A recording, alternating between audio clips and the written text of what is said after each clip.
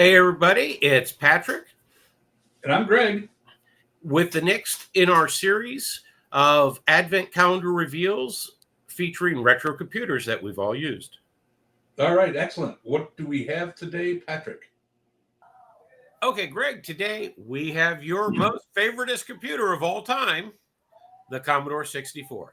It's about darn time. Let's see what we got rounded up for commercials. Are you keeping up with the Commodore? Cause the Commodore's keeping up with you. In a world of fun and fantasy, and ever-changing views, and computer terminology, Commodore reviews. Are you keeping up with the Commodore? Cause the Commodore's keeping up with you. Are you keeping up with the Commodore? Cause the Commodore's keeping up with you. For the price of a Commodore 64, here's what you get from Apple, from IBM. For what it costs to add a Commodore disk drive, Apple, IBM. Add a Commodore printer, Apple, IBM, the PC Junior. Add a Commodore modem, and now you can get an Apple IIe or an IBM PC Junior with 3 games. Is it any wonder Commodore sells more computers than Apple and IBM combined? This kid just got a video game for Christmas. He can look forward to years of fun trying to reach 18 minutes. This kid just got a Commodore home computer. He can look forward to learning basic computer language, doing his own programs, playing some games along the way, and maybe even inventing his own games. Oh, a final argument for the Commodore 64 or VIC-20. Someday, both kids will be looking for a job. I'm more alive than ever before. Welcome to my Commodore 64. My friends are knocking down my door to get into my Commodore 64. It's mind-boggling. Commodore 64 lets you play hundreds more games than any video machine, plus draw, program, even do music. I'm more alive than ever before, and my friends are knocking down my door. 'Cause now we're into so much more. We're into our Commodore 64. IBM calls this a personal computer and says a person can afford it, yet it's over $1,500. Apple says computing is a revolution that can't be missed, but at $1,530 you could miss it. Atari says computers are now within reach. Well, the Commodore 64 has more built-in memory than the others, and it's under $600. Okay, that last commercial, Greg, really hit me in the heart. It was like a spear right there, comparing my beloved Apple II and its pricing to your Commodore 64, and they even compared it to the IBM PC. And the prices they showed, I actually thought they were being kind to IBM. Clearly, this was a price competitor. Massively so. It had more RAM. It had everything. It was it had the SID chip, which is way better than anything up to that point. What did that chip do? It was sound. Oh, okay. That was the sound chip, and it also controlled the paddles or the joysticks. Okay, yeah. For comparison, on the Apple II, if you wanted decent sound, you had to go buy an add-on, something called a Mockingbird, which I think later came on the IBM, had to have the same thing, which we now know is the Creative Sound Blaster. You had to have expensive add-on components to do that. Yeah, that SID chip is they're still trying to replicate it to this day. It was a analog/digital chip, and there's replacements, but none of them are exactly the same, and it's just very well sought after. An aftermarket, a used working old SID, on eBay is $50-$60. I don't know. I haven't priced one, but there are various replacements in the $20 to $30 range now, but they're just not quite the same. But they're good enough to make everything work. So yeah, $595 was the initial price. It didn't take long for that price to come down even more. I got my first one at $299, which is probably 2 years later. The price came down rather rapidly. It had the 6510 CPU, which is a 6502 variant. and obviously 64K of RAM. Ran on basic 2.0. That 595 in today's dollars would have been 1880. But like I said, it came down really quick. I got a real nice story about this one. Jack Tramiel went to Microsoft, and this would have been at the time of PET. He went to Microsoft, wanted to license BASIC. And Bill Gates wanted $3 per unit. Jack Tramiel said, I'm already married.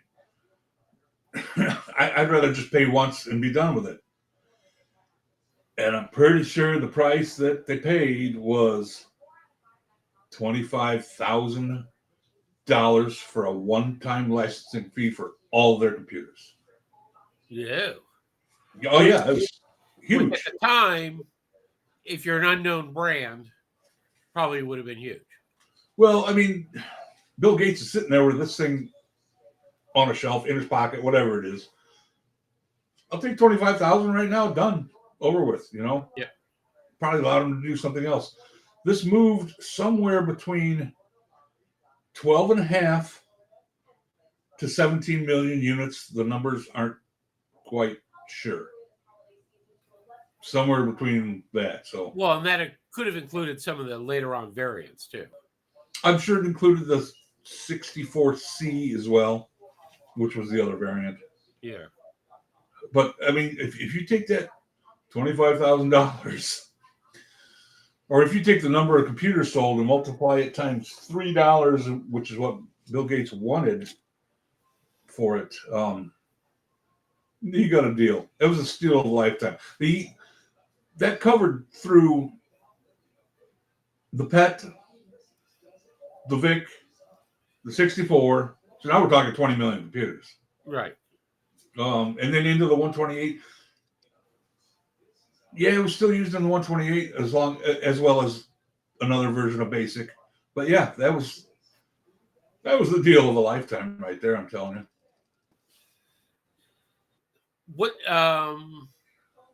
What things would people normally buy to go along with the Commodore? What was typical? Did you hook it to your TV or did you buy a monitor? I always had a TV. I did not have the kind of money that could afford me a monitor. I started with a cassette deck, but once I got the 64, I didn't look back. I got a floppy drive. There was so much cartridge-based stuff for this. Plus, of course, it could take a printer, Right. a modem. I had a modem for mine. I didn't do much with it because at the time, a phone call cost money. Yeah. Even to the next town over was, I don't know how much it was, but I wasn't going to do that. So were The more nearest games? BBS to me was the next town over, and it was a long distance phone call. So were more games cartridge based or disc based? Oh, a good bit of both. I'm thinking there was probably more for the floppy than the cartridges. The cartridge had the advantage of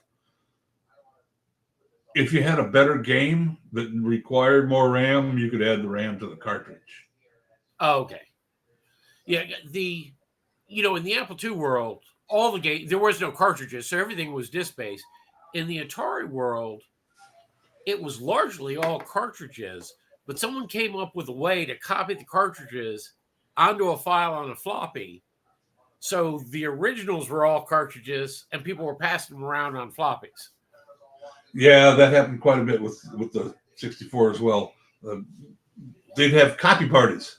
Everyone would get together, bring their computers and their floppy drives, and they'd put them in tandem and just start burning copies of everything. Yeah. Some of the best games on there were Epic's Summer Olympics. I remember when that came out. I was still in high school. My friends and I would gather around that computer and just play for hours, summer games. And then about the time I went to college, I got Bard's Tale.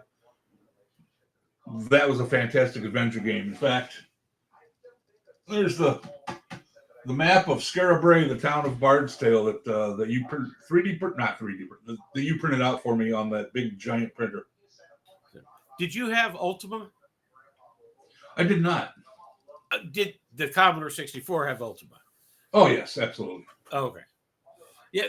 By this time, almost everything that was popular got ported to everything else. Well, given that the three most popular machines, especially to play games, was the Commodore, the Atari, and the Apple, which were all 6502 variants, it made it a little bit easier for them to move the game logic around. Although the graphic systems on all three were completely different.